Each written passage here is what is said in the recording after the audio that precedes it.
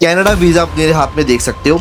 सो मैं कहूँगा कि जी अब सबके वीज़े लगने वाले हैं, ठीक है। अब मैं आपको ऐसी चीज़ें बताना वाला हूँ इस वीडियो में जो कि आप लोगों के लिए बहुत ही गुड है, आपकी फ़ाइल के लिए बहुत गुड रहेंगी और आपका वीज़ा है बहुत ही जल्दी भी आएगा और वीज़ा आने के चांसेस भी बहुत अच्छे होंगे, ठीक है। इस वीडियो को लास्ट तक जरूर देखना, बहुत ही अच्छी न्यूज़ है।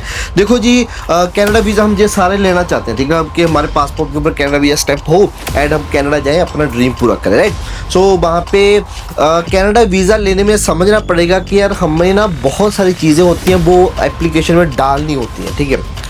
फॉर एग्जाम्पल हम फाइनेंशियल की बात कर लें, 15-20 लाख फंड शो करो एंड सेकेंडली हम बात करें फिर उसके बाद एनुअल इनकम की। एनुअल इनकम मैं कहूँगा जी 20-25 लाख शो करो, ठीक है।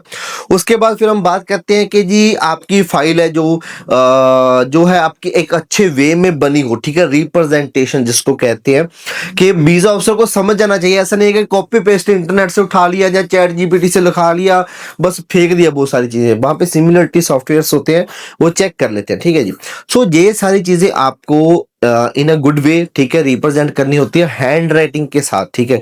अब मिस्टेक्स हो जाए, ग्रामेटिकल मिस्टेक्स हो जाए, बोर्ड चलेगा, वो आपकी इंग्लिश का पेपर नहीं है, ठीक है। बट अगर आप कॉपी पेस्ट करोगे ये सारी चीजें दिक्कत आती है। सो गुड न्यूज क्या है उसकी तरफ हम चलते हैं। देखो जी मैं वही बैक टू टॉपिक में वही कहने वाला था कि यार देखो हम बहुत सारी चीजें 60-70 डॉक्यूमेंट एक एप्लीकेशन में लगाते हैं जिसमें आप फंड्स आपको शो करने पड़ते हैं, अच्छे रिप्रेजेंटेशन अच्छी शो करनी पड़ती है एंड उसके बाद आप जो है अपनी एनुअल इनकम अच्छी शो करते हो तो ठीक है, हमें लगता है कि वीज़ा चांसेस अच्छे होंगे, ठीक है।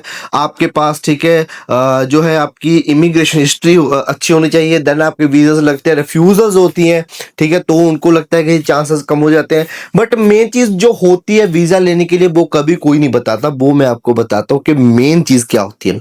हाँ मैं मानता हूँ फंड्स भी इंपॉर्टेंट है, एनुअल इनकम भी इंपॉर्टेंट है, अच्छी रिप्रेजेंटेशन भी इंपॉर्टेंट है, बट ये ओनली 30-40% पार्ट है, ठीक है, एक एप्लीकेशन का वीजा लेने की। बट जो मेजर है आपका 70% मैं कहूंगा कि जो वीजा डिपेंड करता है, 70% वीजा जो डिपेंड करता है वो करता है पर्पस पे। आपको एक लाइन लिखी दिखती होगी अपने रिफ्यूजल लेटर में, your purpose of visit is not consistent with the temporary stay given in the details, ठीक है, गिवन इन द एप्लीकेशन। थोड़ी सी गलत बोल गया मैं। सो जहां फिर लिखा होता है you will not leave Canada, ठीक है, at the end of your stay. So ये दर्शाती है कि जी हमें नहीं लगता कि आपका जो पर्पस है वो जेन्युइन है।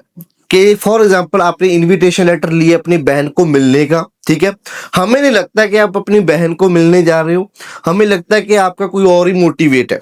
वीजा ऑफिसर का कहना ये है, वीजा ऑफिसर मान नहीं रहा, वीजा ऑफिसर को लगता है कि यार मुझे नहीं लगता कि आप बहन भाई को मिलने जा रहे हो कनाडा या फिर कनाडा घूमने जा रहे हो, मुझे लगता है कि यार आप वहां पे जो है अपना काम करने जा रहे हो या कुछ और करने जा रहे हो, ठीक है। सो दैट्स वाई मैं आपकी जो फाइल रिफ्यूज कर रहा हूँ। सो ये आपकी रिफ्यूजल लेटर में जो लिखी होती है लाइन से, ये 2 लाइन्स का मतलब ये होता है। तो वीजा ऑफिसर को 70-80% आपका इसके ऊपर निर्भर करता है, ठीक है। फंड्स भी हमने कैसे कर लिया, सारा कुछ कैसे कर लिया। सो इसको हम कैसे करेंगे, देखो अब फीफा वर्ल्ड कप आ रहा है, ठीक है, फीफा वर्ल्ड कप आ रहा है जो कनाडा में होगा, यूएसए में होगा, ठीक है। सो फीफा वर्ल्ड कप का जो एक मैच है बहुत ही इंपॉर्टेंट मैच, वो है पुर्तगाल का। हमारे पंजाब में इंडिया में कौन सा प्लेयर सबसे ज्यादा फेमस है, सोचो सोचो कौन सा प्लेयर सबसे ज्यादा फेमस है पंजाब में, इंडिया में कौन सा फेमस है। 2 प्लेयर बहुत ही फेमस है, एक तो रिसेंटली इंडिया भी विजिट किया था, एक तो मेसी है और एक है रोनाल्डो, ठीक है, जो 2 प्लेयर बहुत ही फेमस है। सो पुर्तगाल में रोनाल्डो है जिसका मैच 17 जून को टोरंटो में होगा, ठीक है।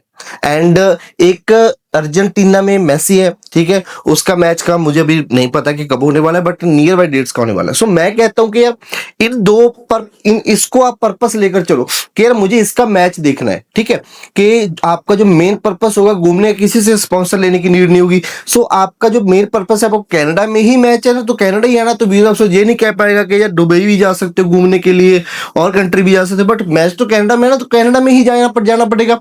सो that is why you can say to the visa officer कि यार मेरा कनाडा में मैच है, कनाडा में ही मुझे घूम के आना है और मैं मैच देखना चाहता हूँ, ठीक है। उसके बाद फिर वीजा ऑफिसर कहेगा ठीक है आप अभी आ रहे हो कनाडा आ रहे हो मैच देखने के लिए, पहले आपने कितने मैचेस देख लिए।